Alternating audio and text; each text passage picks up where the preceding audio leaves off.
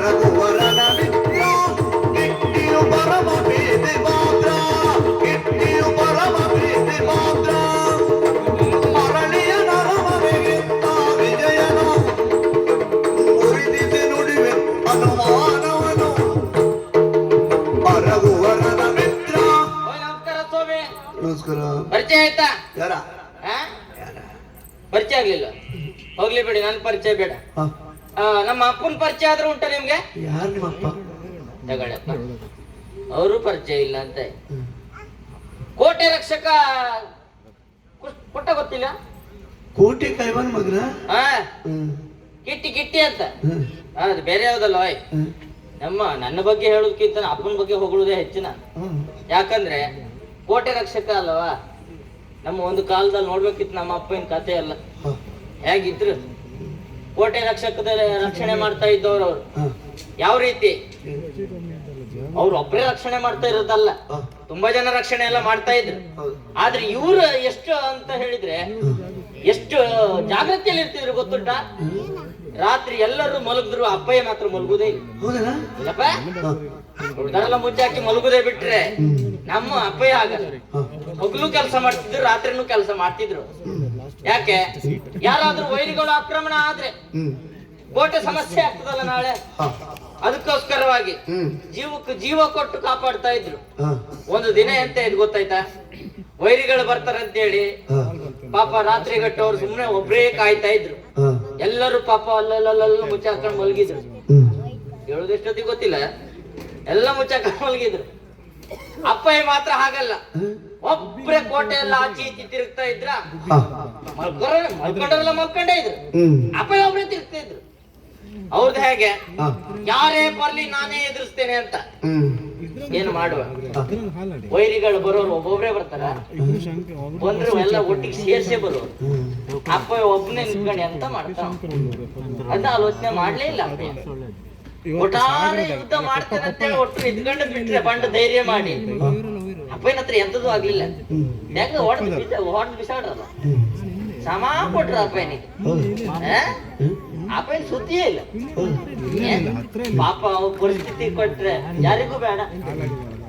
ಎಂತ ಮಾಡುವ, ಇಲ್ಲಿ ಎಷ್ಟು ಇದು ನೋಡಿ, ಅಪ್ಪಯ್ಯ ಒಬ್ಬನೇ ಕೋಟೆ ಕಾಯಿ, ಮತ್ತೆ ಅವರಿಗೆ ರಕ್ಷಣೆ ಆಗ್ಬೇಕಂತ ಹೇಳಿ ಈ ಮುಚ್ಚಾಕಿ ಮಲಗ್ದವ್ರು ಮಾತ್ರ ಮಲ್ಕೊಂಡೇ ಇದ್ರು. ಇನ್ನು ಅಪ್ಪಯ್ಯನ ಕೊಂದು ಹಾಕದೇ ಗೊತ್ತಿಲ್ಲ ಅವ್ರಿಗೆ.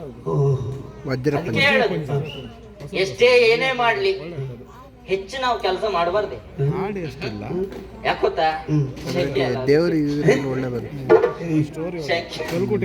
ಅದಲ್ಲ, ಮಾಡ್ಬೇಕು ಎಷ್ಟು ಬೇಕಷ್ಟೇ ಮಾಡ್ಬೇಕು. ಮಿತಿ ಮೀರಿ ಮಾಡಿದ್ರೆ ಇದೇ ನನ್ನ ಅಪ್ಪನ ಪರಿಸ್ಥಿತಿ ಆಗು. ಅದಕ್ಕಾಗಿ ಹೇಳು, ಅವರ ಮಗ ನಾನು ಕಿಟ್ಟಿ ಅಂತ. ನಮಗೆ ಕಿಟ್ಟಿ ಹಾಗೆ ಅದೇ ಹೆಸರ ಅಪ್ಪ ಇಟ್ಟದ ಅಮ್ಮ ಇಟ್ಟದ ಗೊತ್ತಿಲ್ಲ, ಕಿಟ್ಟಿ ಒಟ್ಟು ಒಳ್ಳೆ ಹೆಸರು ಇಟ್ರು ಅಂತ ಮಾಡಿದೆ. ನೋಡ್ರೆ ಕಿಟ್ಟಿ ಕಿಟ್ಟಿ ಅಂದ್ರಪ್ಪ. ನಾವು ಒಂದು ಕಾಲದಲ್ಲಿ ಸುನಾಮಿ ಕಿಟ್ಟಿ ಕಂಡಾಗಿ. ಹೌದಪ್ಪ, ಈಗ ಅವನ್ ಸುದ್ದಿ ಇಲ್ಲ ಬಿಡಿ. ನಮ್ಮದಾಗಲ್ಲ ಕಿಟ್ಟಿ, ನಮ್ಮ ಕೆಲಸ ಎಂತದ್ದು ಕೇಳಿ ಎಂತದ್ದು ಇಲ್ಲ, ಕೆಲ್ಸ ಎಂತದಿಲ್ಲ. ಸುಮ್ಮನೆ ಹಿಂಗೆ ತಿರುಗ್ತಾ ಇರೋದು ಇಡೀ ದಿನ ಅಷ್ಟೇ. ಹಾಗೆ ತಿರುಗಂಗೆ ತಿರುಗ್ತಾ ಇರೋದೆ ನಮ್ದು. ಹಾಗೆ ಕೆಲಸ ಅಂತ ಹೇಳಿದ್ರೆ ಯಾರ ಜೊತೆಗೆ? ನಾನು ಒಬ್ಬ ಅನಾಥ, ನನಗೆ ಯಾರು ಇಲ್ಲ, ದಿಕ್ಕುದೆಸೆ ಎಂತದ್ದು ಇಲ್ದೇವನ. ಆದ್ರೆ ಈಗ ಹಾಗಲ್ಲ, ನಾನೊಂದು ಸ್ವಲ್ಪ ದೊಡ್ಡ ದೊಡ್ಡ ಜನರಲ್ಲಿ ಬದುಕು ಅಂತ ಇದ್ದೇನೆ.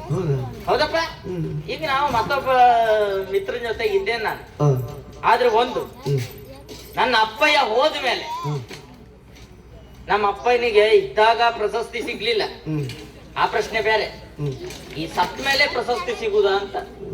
ಹೌದಪ್ಪ, ಈಗ ಎಂತದ್ ಬಂದಿದೆ ಗೊತ್ತುಂಟ ಪ್ರಶಸ್ತಿ? ಮರಣೋತ್ತರ ಪ್ರಶಸ್ತಿ ಬಂದಿದೆ ಅಪ್ಪಯ್ಯನಿಗೆ.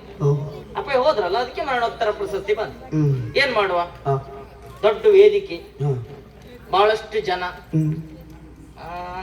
ಇಷ್ಟಿದ್ರೇನ ಒಂದು ಬಹಳಷ್ಟು ಜನ, ಅಷ್ಟು ಜನ, ಒಂದು 4 ಜನ ದೊಡ್ಡ ದೊಡ್ಡ ಗಣ್ಯ ವ್ಯಕ್ತಿಗಳು.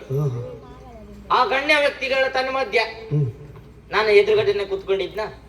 ಕೂತ್ಕೊಂಡಾಗ ಒಬ್ಬ ಬಂದ್ಕೊಂಡು, ಇವತ್ತು ನಮ್ಮನ್ನು ಬಿಟ್ಟು ಕೋಟೆ ರಕ್ಷಕರಾದಂತಹ ಕುಟ್ಟಣ್ಣವರು